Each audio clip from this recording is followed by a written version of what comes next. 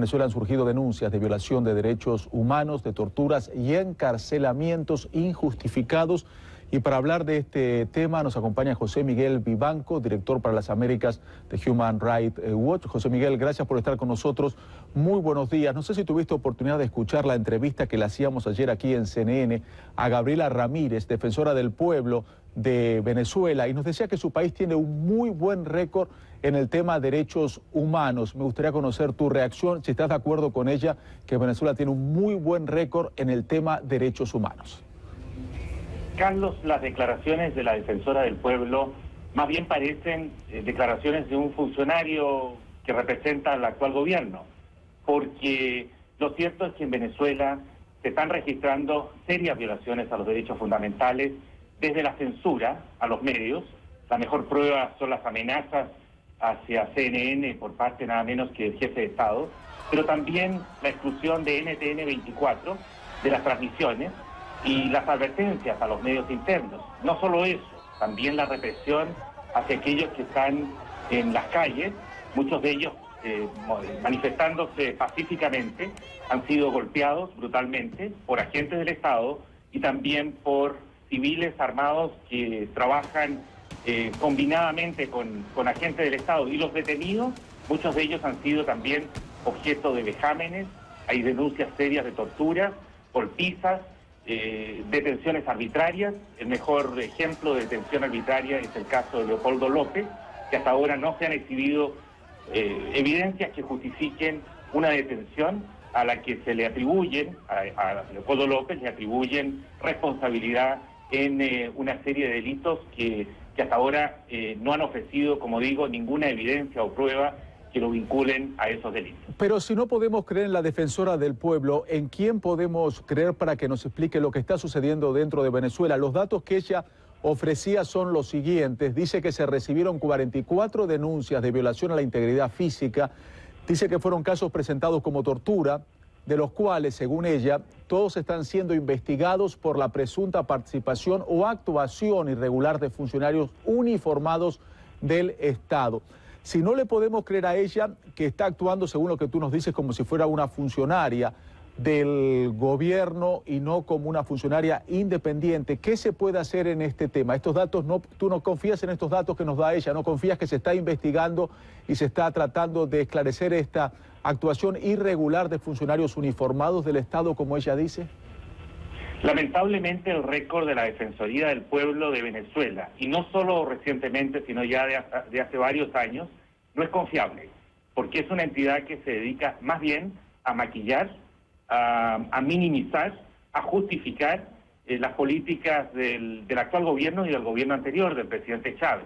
No actúa con independencia, no fiscaliza, no denuncia, espera hasta que las evidencias son tan abrumadoras, proporcionadas por periodistas, por periódicos independientes, como por ejemplo Tal Cual, o El Universal, El Nacional, Últimas Noticias, o la sociedad civil venezolana, que documenta denuncias, casos serios de violaciones a derechos humanos, cuando ya no puede, no tiene otra alternativa, entonces a regañadientes reconoce algunos de estos hechos. Lamentablemente en Venezuela no hay instituciones democráticas hoy día capaces de ejercer sus fueros con independencia del Poder Ejecutivo.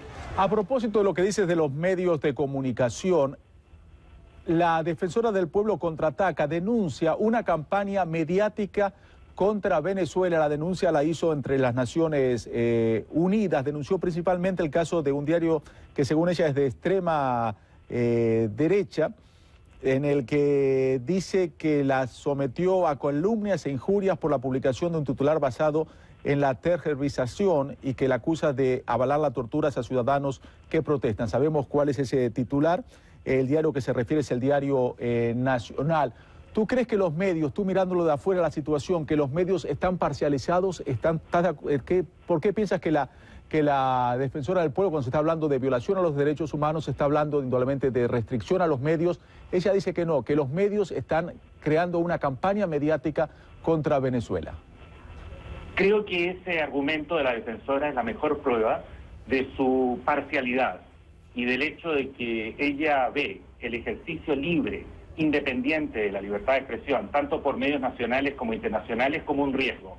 Fíjense ustedes que en América Latina se han registrado en los últimos años demostraciones, manifestaciones callejeras serias, multitudinarias, en Brasil, en Chile, algunas que han resultado en batallas campales, en violencia con las fuerzas policiales.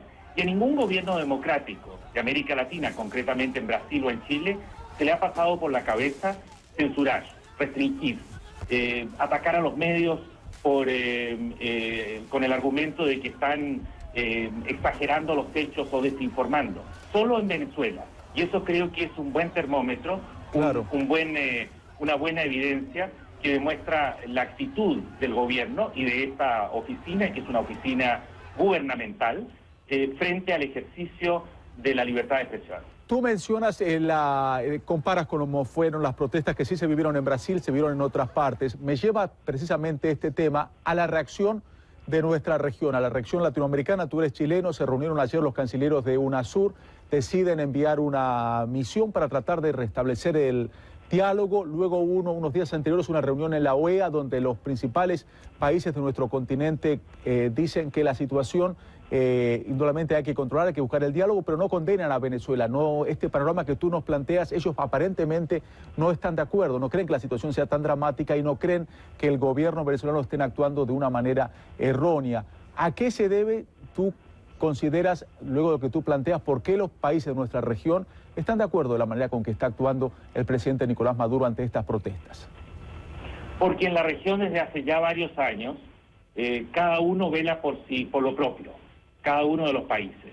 Es cierto que existen reuniones regulares entre los jefes de Estado, pero es una región muy fragmentada y pocos se atreven a describir en propiedad y con objetividad la situación de Venezuela. Entonces lo mejor que pueden hacer frente al caso de Venezuela es tratarlo como si fuera una catástrofe natural. Y por eso se solidarizan con el gobierno y con el pueblo de Venezuela. Y elaboran unas declaraciones que tienen una cantidad de insumos o condimentos como en una ensalada, donde realmente no tienen mayor sentido, porque creo que reflejan la diversidad de puntos de vista, donde hay referencias a derechos humanos, pero por otro lado hay referencias a la no injerencia en los asuntos de Venezuela, para así satisfacer las distintas posiciones. Lo más importante de esta declaración, y quizás lo único valioso de la declaración de UNASUR, es que contempla la visita de unos cancilleres a Venezuela para promover un diálogo. Ojalá esa visita se concrete, y se concrete de una forma seria, con credibilidad, buscando comunicaciones con todos los sectores y no simplemente avalando un show gubernamental que me imagino que es lo que tiene en mente el gobierno de Venezuela. José Miguel Vivanco, muy amable, muchísimas gracias por esta comunicación vía Skype desde Santiago de Chile. José Miguel Vivanco es el director de Human Rights Watch. Muchísimas gracias. Muchas gracias a ustedes. Muy buenos días.